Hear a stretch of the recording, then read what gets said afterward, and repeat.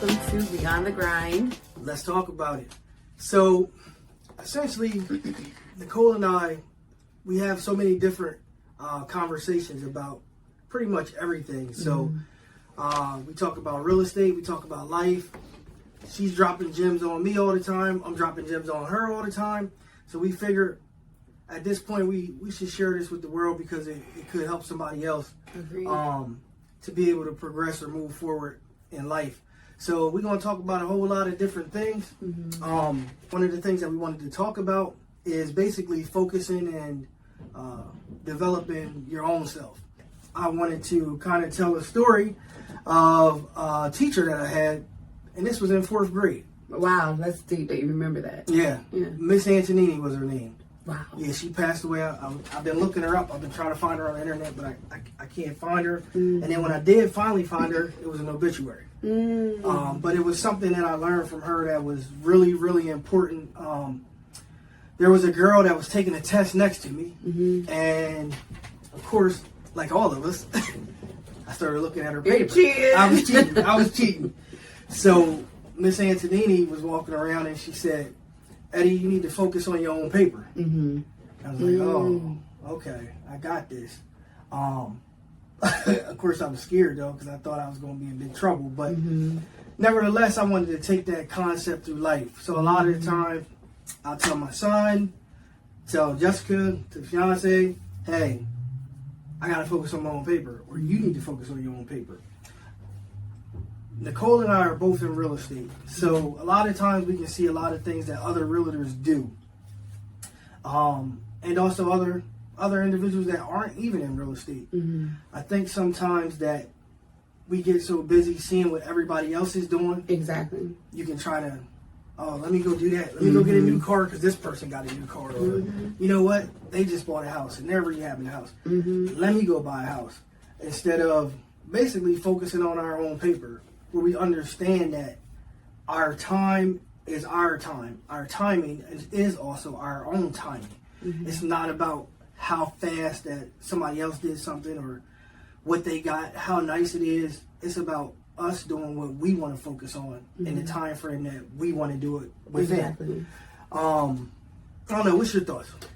Well, immediately when you brought up the topic, it made me think about like when we first saw each other. It was like, "How are you doing today? You nervous?" And I'm like, "No," because I actually heard this podcast, and the guy was speaking, and he was like, before he goes to any meeting, right?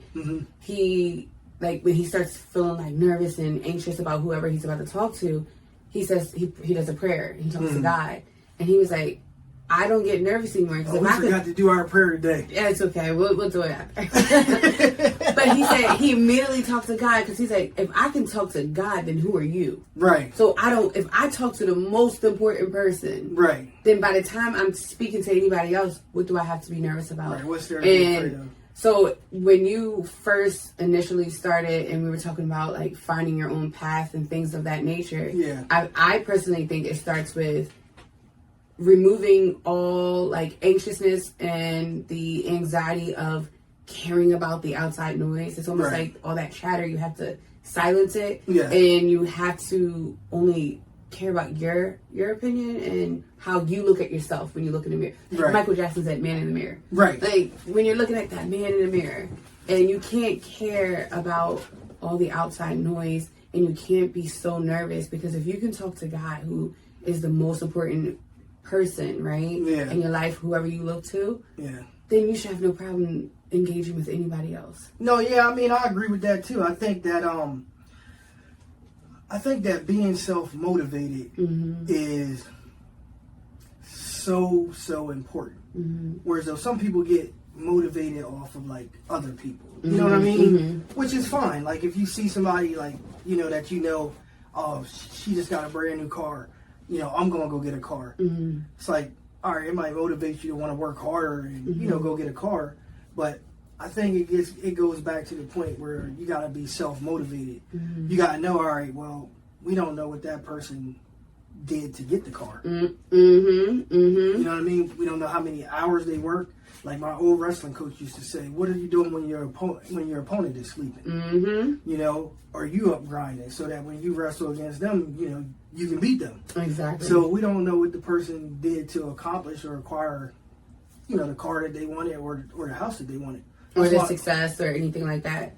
Right. You don't know how many years they might have went to school. Mm-hmm. They might have had somebody to train them. Like, I know when I was coming up, you know, I had two brothers who now are both deceased, but nevertheless, they was always out partying. Mm-hmm. And, you know, I was like studying. I'm like, no, exactly. I'm not going to go out until I finish my homework. I wanted to know everything I can know about business, everything I can know about marketing plans, everything I can know about vision plans, storyboards, how to do a radio spot. I was like obsessed with all those things. Exactly. And it got to the point where it's just like, no, I'm going to finish doing what I need to do, and then I can go out and play. But then when a person reaches a level of success, you know, you got people that's looking, they like, oh, you know, I want to acquire all the things that maybe you have. But it's like, were you studying these things or were you doing these things when everybody else was out partying and, you know, having a good time? So I think for me, you said actually something so important.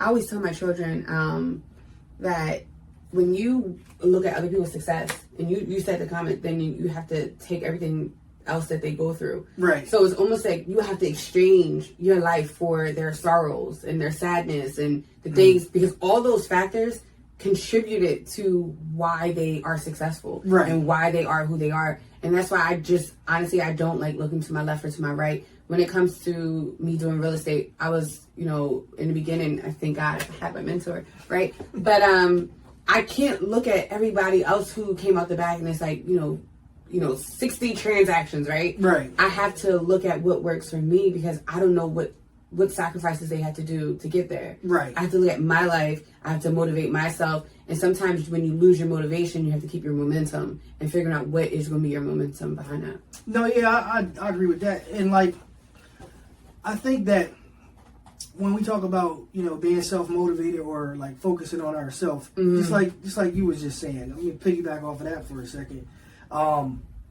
If you see somebody else that's successful, and I've heard like even some of my mentors say, like, just ask them. You can reach anybody you want to reach in the world right now by the internet. Yeah, they may not respond, or they may respond.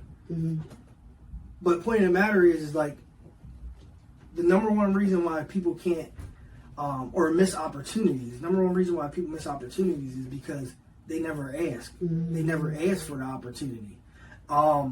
It gets to the point, for example, we took the kids out to eat, to Outback. So, you know, like on the weekends, we like to go out to eat, you know, at least once a week where we just sit down, talk, sometimes looking at your cell phone. When you go to restaurants, half the family is so caught up on the little devices. Yep, and then she like, at each other. Yeah, and then we get in trouble. Like, put your cell phone down. My son is looking at his cell phone or making a video or something. But in this particular case, this weekend, we went to Outback. And my daughter, she was just observing everything. And behind the bar was a jar of all these blue ducks. And when we was leaving, she was like, I want a duck. And, you know, it was behind the bar, so I'm thinking maybe it's something that you can't have. Yeah, you can't have. It goes with the bar, maybe, you know, for their drinks or... So when we got down, I said, sir, and the bartender, I'm going to use the word ignore me, but he didn't. He was just doing other stuff. Yeah. And I said, sir, what's those ducks for? But before he could respond, I said, because she wants one. And he said, they're for her because she asked. And I think, you know, he gave her the blue duck and it says Outback on the side of it. Yeah. But I think that goes to show, like, just in life, like, there's many opportunities that we miss just because we never ask. A lot of times people don't ask because of the fear of hearing that no. And people don't realize that no is actually so important to hear because it builds up a muscle. Right. That you realize, like, what's the worst that can happen? Right. No.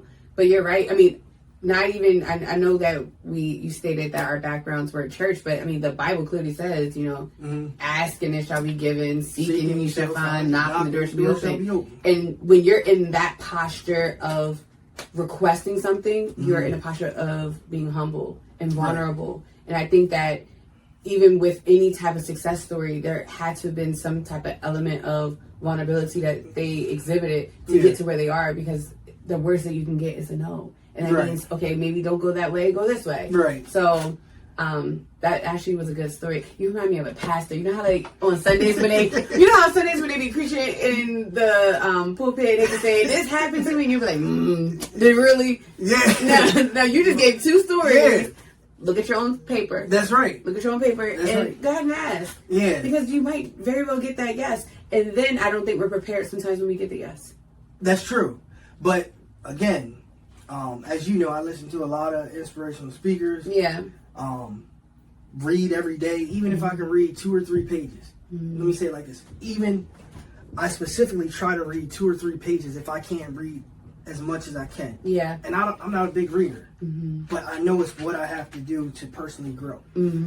But in one of the books I heard, or I saw them wrote in there, they said, when opportunity presents itself, it's too late to work on your resume.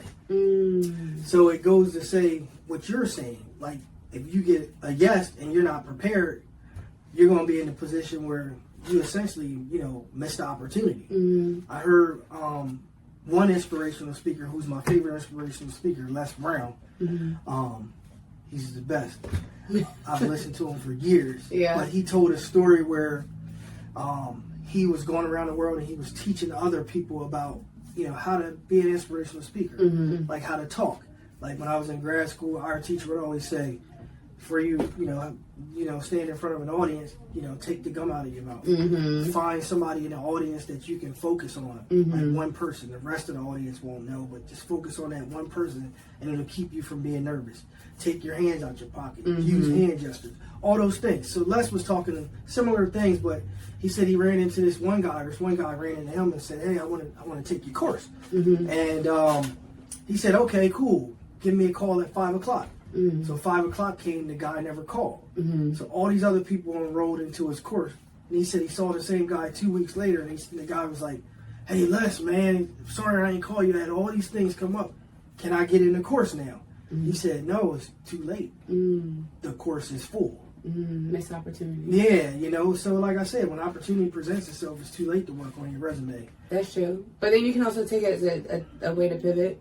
For me in life, you know how like you have your plan of what you want things to look like. And even like with your own personal goals, you can have all these factors, but there's certain things in life you just can't factor. Right. Like think about when we had our children, you had a plan on how you want to raise them. Yeah. Like I knew that for me, it was like my plan was my children were going to wear shoes. I know they can't walk, but it's important. What you mean by wearing shoes? I felt like when they were babies, you know how like you go out and you see babies that only have socks on, and it's like, you have shoes on, why can't that?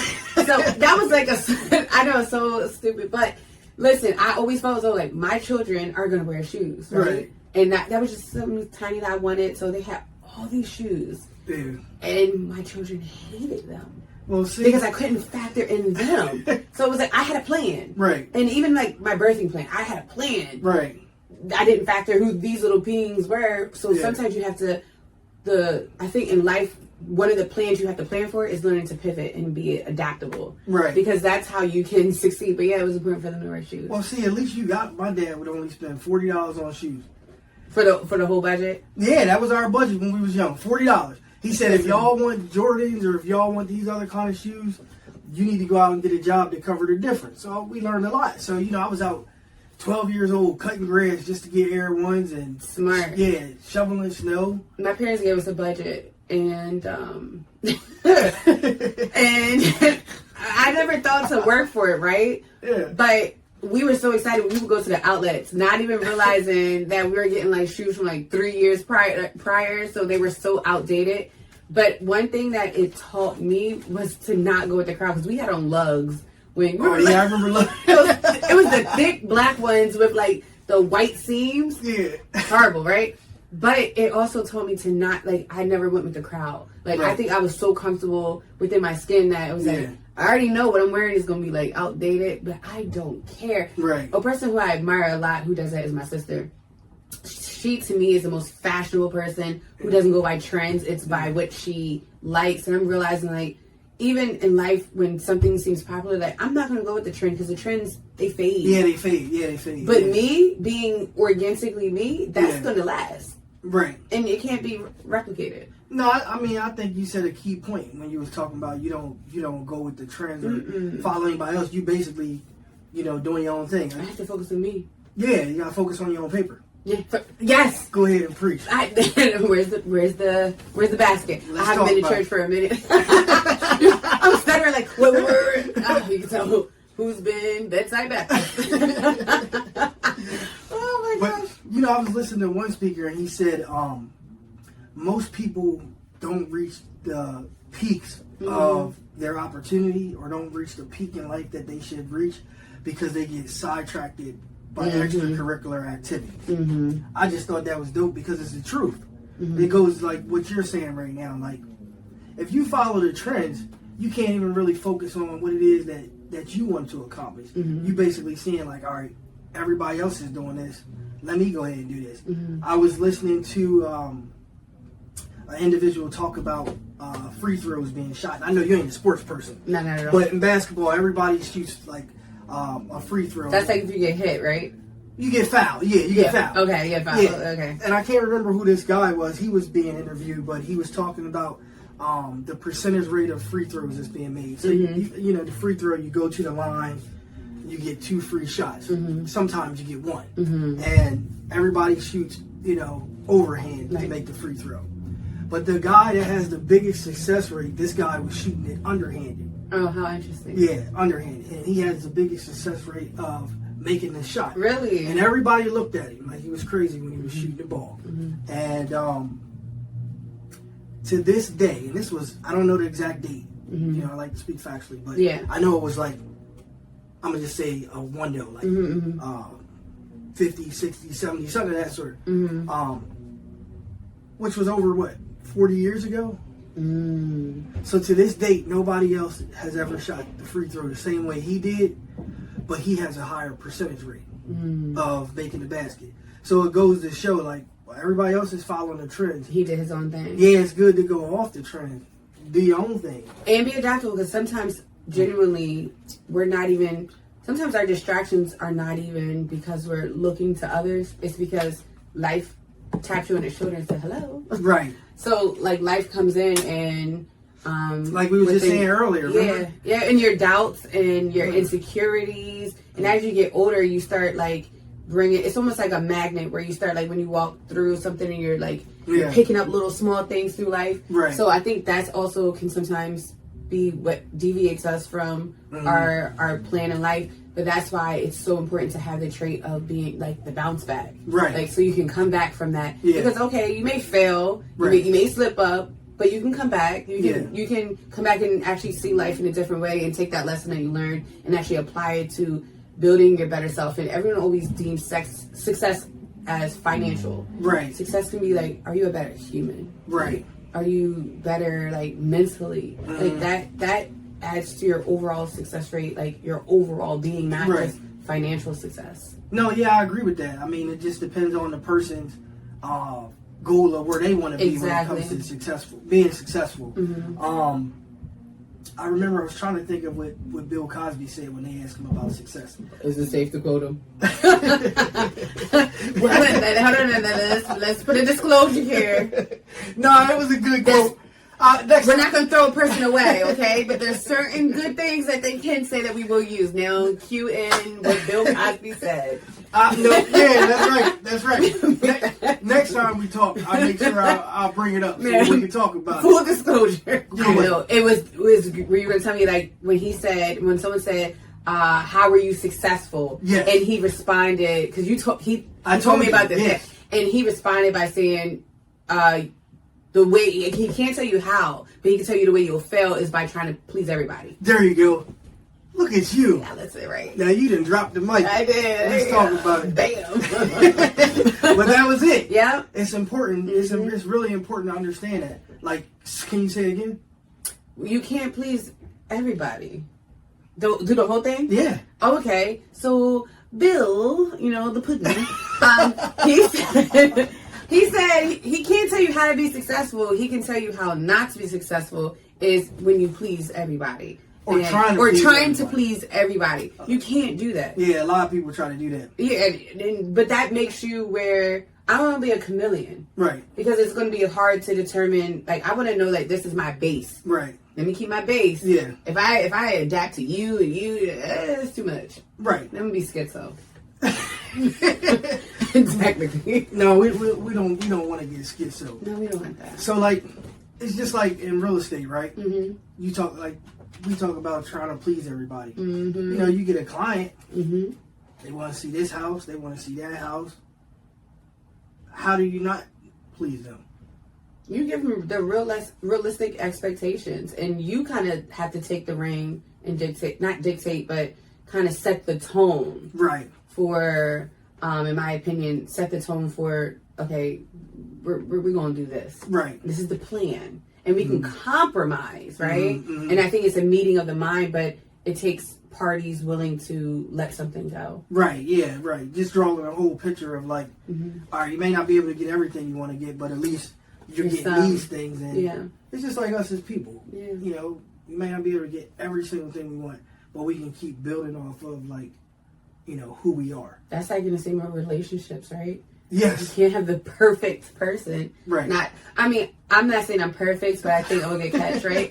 But I say that with all the humbleness. But like my husband, he didn't get a perfect person. Right. But hopefully, right, with your life's decisions, you get the majority of what's on your list and the majority of what you're looking for. Yeah, or you keep on growing. Or, yeah. You grow. You grow. But growth is scary and uncomfortable. Well, because it can almost lead you. Sometimes it can. If you don't work hard enough, it can lead the path like this, and then hopefully the path goes like this and back together. Yes. But a lot of times you see people clock out because their paths have gone so opposite. But then it comes with looking at your own paper and realizing that just because you finished all your test questions first, I shouldn't be looking at your paper saying, "Hold on, you still got half of it left." Right. Oh, that was because No, you didn't say it. You preaching now. Yeah. You got to get the offering plate. Yeah. Where is the plate? I don't know. We have to have... Listen, no, you know what? This is what we got to do. We have to have a plate, but it's filled with other people's questions that we're answering for them. That's what we do. And we just answer like one question, but proceed. No, you hit a core point because each person's growth is going to happen on a different level. It's kind of like... And I'm a male and I'm saying this. Are you? Yes. When? So like little girls, I'm not a doctor or nothing, but it's my understanding. Let me hear it. I'll clean it up if it's little wrong. Girls develop quicker than little boys. 100%. So again, just like you saying, like each person is going to grow on a different level. Mm-hmm. So you get prepared for that. Mm-hmm. Just like you and I was talking about when we first came in. And you know that I don't really ever ask anyone, how are you doing? No, you don't. It's not my thing. No, it's not. No matter who I talk to, mm-hmm. as soon as I get on the phone with them, what's the first thing I ask you? You good? You okay? That's my word. Everything okay? Yep. I don't want to say, how are you? Mm-hmm. I want to know that you're okay. Mm-hmm. And when you say that, people will talk to you. Mm-hmm. Most of the time, they don't want to ask you, are you okay? Mm-hmm. Because they don't want to hear about it. Exactly. I heard an inspirational speaker say 80% of the people are glad that it's not them, and the 20% are happy that it's you. Oh my God. No, that's so... I can believe it. Mm-hmm. But when I genuinely ask someone, like... I think I do a lot of... I'll pray all is well. Right. And to me, that's summing up... You don't have to respond, but I just know I'm sending good thoughts, but... You never go like, how are you doing? But you make it like a closed-in question. Right. Like, where you have to answer yes or no. Yeah. And if we lie to you, yep. On the deep down, it's like, I'm really not okay. Maybe I should have said it. Yeah, because, organically, like, when you ask somebody that question, people are kind of not expecting it. Exactly. You know what I mean? Like, when you get on the phone with somebody and they're just like, are you okay? You're like, I've had many people say, no, I'm not. Mm. I'm not okay. And then they tell me, and then I say, well, let's talk about it. Mm-hmm. And then we talk about, why they not okay. Mm-hmm. By the time we finish the conversation, they feel better and I feel better. It's like a free therapy session. No, because sometimes you need that outlet. So it's like, free therapy where we don't need your insurance. Right, because, like we were saying earlier, when, because we talk about a lot of different things. Yeah. But when we were saying earlier, every day is not going to be a good day. Nope. But we got to take the good out of every day. That to me ends the letter, ends your day with a level of gratefulness and taking something from that day where you don't allow it to depress you, because that's where depression starts sitting in. So when you check in with yourself at the end and you go like, okay, you know what, I didn't get boom boom boom boom boom, however this happened. Yes. Like, I think that's very important for our mental, for our goals, to realize that something good did come. Like, it wasn't all horrible, right? It wasn't all bad, hopefully. And I think that again, like I was hearing and reading and listening, and somebody said, every day is a great day. If not, try missing one. Listen. That's what I said too. Listen. Let's just pause on that one. No, for real. Like, that is. It's deep. So. They said, try dying. Yeah, that's what they said. Basically. Yeah. Then like, you're done. You're done. Yeah. So, I think for me, like, and I know, like, I'm always consistently told, you're cramming so much in a day. And it's like, I don't see it as cramming. Like, I think that most people that want to accomplish something, you have to write it down on a piece of paper. Because, at the end of the day, you can check it off. Like, I got this done, I got that done, I got this done. I don't see everything that I want to accomplish in a day as cramming. What I see it as is me leaving the day empty. I want to go to sleep when I'm dead tired. Exhausted. Yeah, I'm with you. Knowing that I gave the day everything that I have. Because every day is a great day. Because if not, try missing one, yeah. And if it gets to the point where I miss the next day, and Dr. Miles Monroe said, you don't want to be one of those people that all your dreams and ambitions are buried in the graveyard. You don't want to be that. And I don't want to be that. So I'm going to set every goal that I have for the day. And even if I don't accomplish it and I fall short, at least I know I gave the day all you had, yeah. So it's not cramming. It's an accomplishment of, I got all this done. And then it enables me to build for the next day. And of course, there's going to be different things because, life itself, if you just say... Life be lifing. Yeah, life be lifing. I know that's not correct. You can be having a good day. Yeah.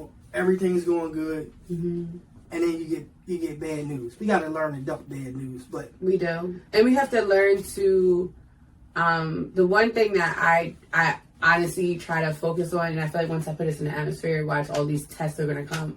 But one thing I really try to do is not allow anybody else to dictate my days or my emotions. Like, I don't want to give nobody that kind of power. Not my children, not my husband, not family, not bill collectors, not the banks, not, when I say bill collectors, if you own anything, you got to pay somebody something. Yeah, you got to. I really strive to not allow anybody dictate how Nicole's going to feel. Right. Because the moment I give someone that kind of power, then I have relinquished, like, taking that back and changing it, because it's all based off of what you did to me. I'd rather have a bad day because of my reaction to something that happened. Like, if something happened and I reacted badly. So, like, for example, if I just took this car key right here, my car, and went outside and just rammed into your car, the way you respond to me, that will dictate my day, not you doing that. Like, I got you. You get what I'm saying? That's an inconvenience. But some people are like, I'm having a bad day because a car just hit me. Right. Okay, but the good is you're alive, right?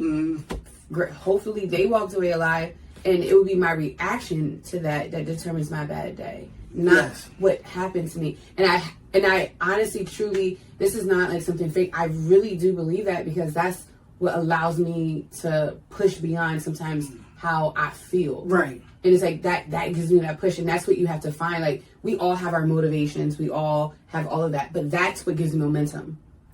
I heard someone say, we can't control other people's actions, but we can control how we respond to them. Exactly. That's basically what you're saying. Yeah. That's deep. Thank you.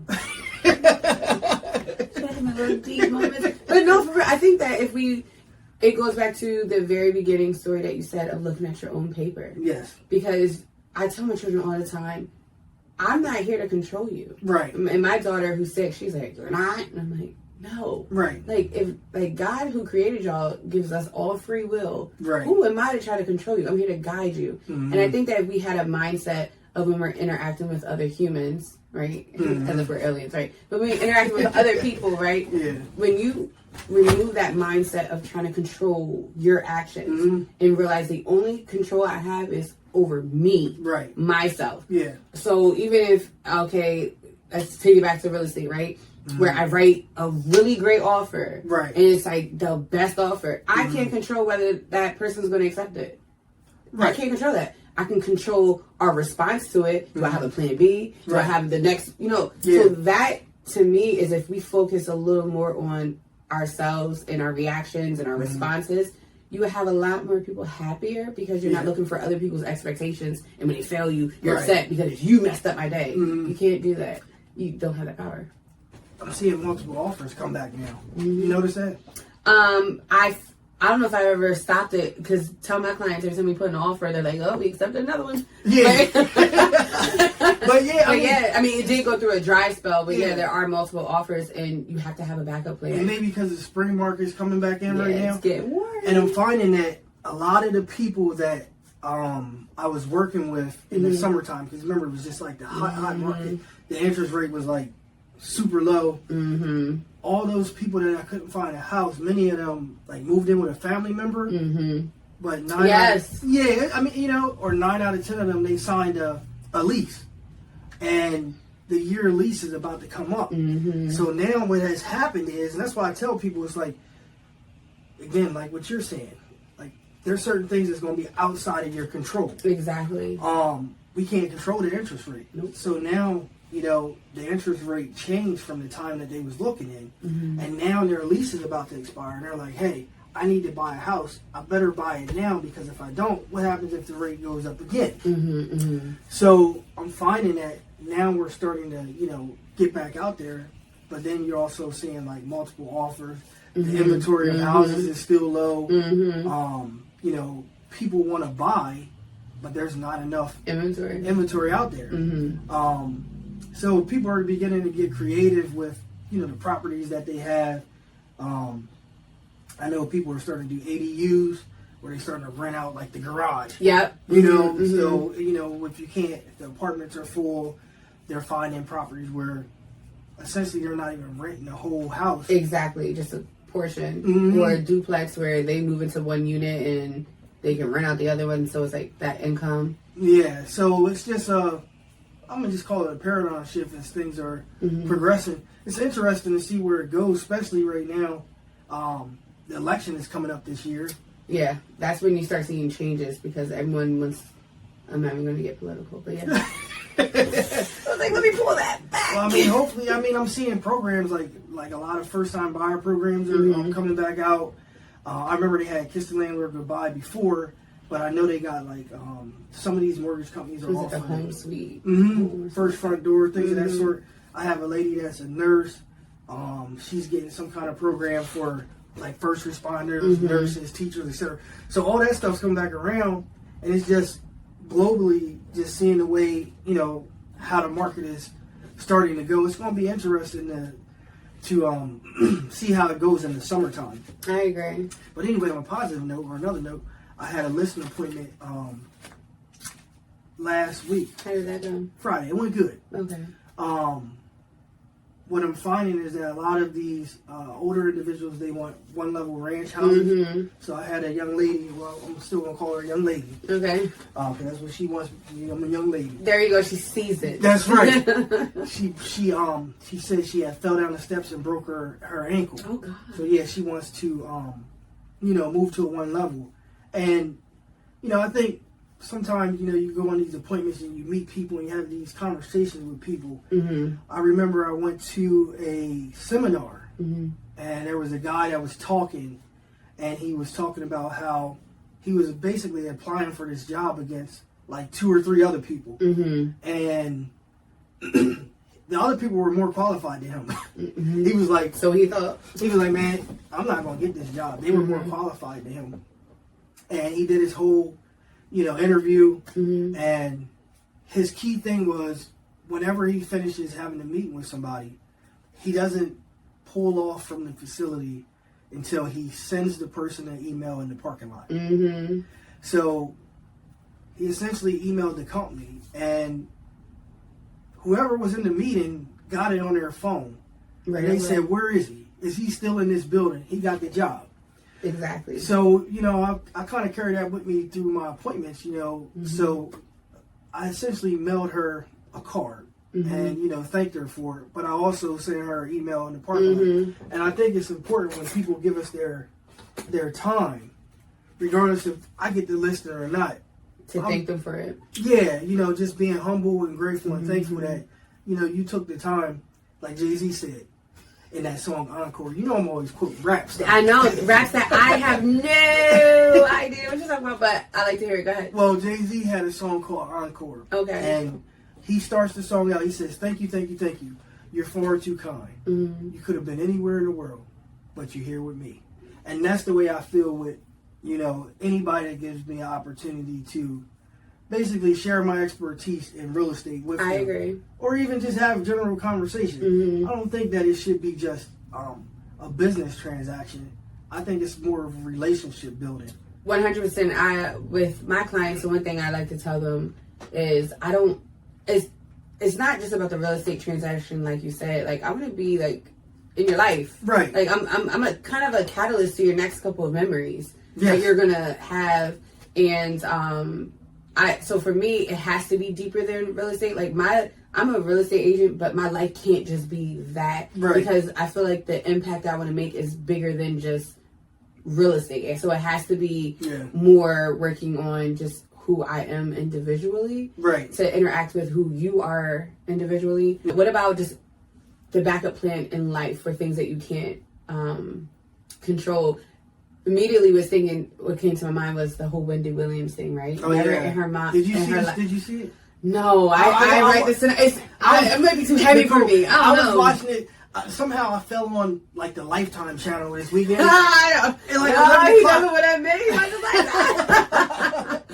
So it was like 11 o'clock. Jessica like sleeping on the couch, and I'm just like, all right, well, I'm on this channel. Okay. And they showed her story. Man, I feel bad for her. It's heavy, but honestly, it's like it's a thing of making sure that you have action set up. Right. And if anything, I feel like that's what should be the takeaway. Yes, this is a sad situation. Yeah. But you're seeing a situation that's really sad because nothing had been taken care of. Yeah. So when something like this occurs, like there was no plan B, because in your mind you're thinking like it's inevitable. I'm gonna be here forever. Exactly. I'm gonna be in my right mind forever, right? Everyone thinks death. No one thinks slow dying. Right. Like that where you lose your mind and stuff like that. So we should know that everybody not gonna be here forever, because if that was the case, then why do people buy life insurance? So we need to get somebody on this show that talks about that kind of stuff, because it's important. You see, like, I saw the wrestler, I like wrestling. When I was growing up, I was watching WWF. Didn't someone just pass away who was a wrestler? Yeah, Virgil. Yeah. He was one of the Four Horsemen. It was like a big group back in my day. Mm-hmm. You had Ric Flair, and you're not going to know any of these people. Yeah, I only know Undertaker and, was it Goldust? Yeah, how do you remember Goldust? My brother was obsessed with it. He used to go like, Snake. Yeah. Do wrestling moves on me and my sister. But yeah, go ahead. I saw a GoFundMe for him though, and I'm just like sad. Yeah, and then one thing is, people, we have to get past the point where we jump to judgment. Mm-hmm. Because naturally in my mind, I'm like, this guy made millions of dollars, and we really don't know what somebody else's circumstances. Who's it? Biggie, Mo Money, Mo Problems. That's right. You really don't know. Like, yeah. He could have had tax problems. He could have had this. Like, family. Society needs to find a way to get more humane in general. Mm-hmm. Like, I mean, for example, if somebody got a flat tire outside, I got somewhere to be. I'm not stopping. But in actuality, even if I had somewhere to be, just seeing somebody with a flat tire, and I know things are different. I was saying that's a different people will shoot you and all, but I could at least I could roll the window down or something. Yeah, go slow. Don't fully pull over because you don't know who's waiting in the I'm going to say, yo, you all right? No, be like, like, no. You got AAA coming. But no, I think human kindness. Yeah. Human kindness, human compassion. Because that's your slogan. It is. What is it? Kindness is free. In a world where everything costs, kindness is free. Right. I genuinely believe that kindness is free. Even going back to your appreciation for someone giving them your time. Yeah. What am I deep on? There's no refunds on time. No. Like, I can't get that back. So the fact that you show appreciation for me taking this small segment of my life to engage with you or whatever, like, there should be an appreciation from both ends. Right. But, kindness is free. And I feel as though, like, that's the least that anyone can walk away with giving is kindness. Well, you done dropped the gym for today. So did you. Well, I appreciate talking to you. I appreciate documenting our conversations because we always have, like, amazing conversations. Yes. So there'll be more to come from Beyond the Grind. Let's talk about it. Bye.